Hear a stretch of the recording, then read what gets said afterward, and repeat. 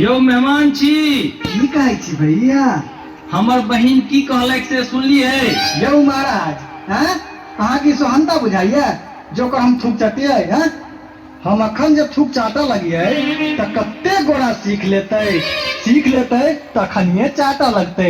अरे जखन तू मारलही तखन ही ने सोचलही बउआ तू थूक फेंक, एकरा चाटे पड़ते। रे साथ आप जल्दी से चाट एकरा। हे भैया हे, बहुते है, मन नहीं माने छे, नहीं समझते भैया। हमार विचार छे जब दुनू गोरे आधा आधा चाट लेती तो केहन रहते।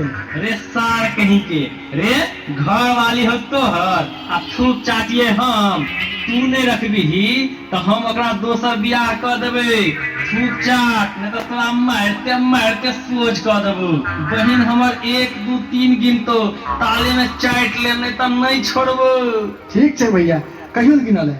बहिन गिनहक तो 1 2 3।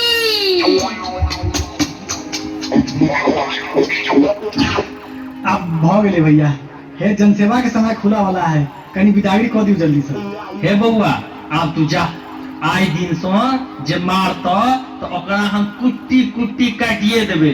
जाओ बउआ जाओ, जाओ बउआ जाओ। ओ भैया, ओ भैया, ओ भैया, ओ भैया। गे बउआ, गे बउआ, गे बउआ, गे बउआ।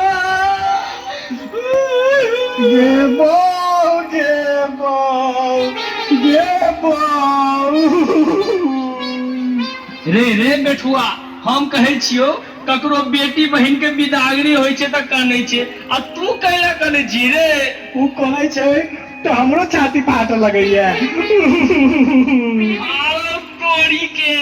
हे बहिन आप जा, बहुत देर भ गेल, जा। चलो चलो अपने सब चलो।